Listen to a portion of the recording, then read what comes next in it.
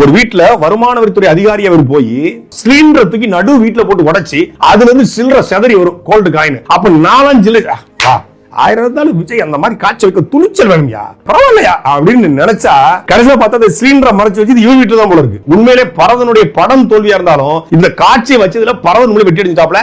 கூட பரதனுக்கு நம்மளுடைய ராயல் செல்யூட். ஒரு கமர்ஷியல் சினிமா, அதுதான் மாஸ் சினிமா. ஹீரோவுக்கு ஓவர் பில்டப் கொடுப்பாங்க, வில்லனுக்கு ஓவர் கரப்ஷன் காட்டுவாங்க, ஆடியன்ஸ்க்கு ஓவர் கூஸ் பம்ப்ஸ் தருவாங்க. ஒரு படம் ஃபிளாப் ஆனா கூட ஒரு சீனை எடுத்துக்கிட்டு 7 வருஷத்துக்கு அப்புறமாவது இன்னும் பேச வைக்கிறாருன்னா அந்த சீனையே தியேட்டர்ல விசில் அடிக்க வச்சாரு. இப்ப யூடியூப்ல உங்களை அனலைஸ் பண்ண வச்சாரு.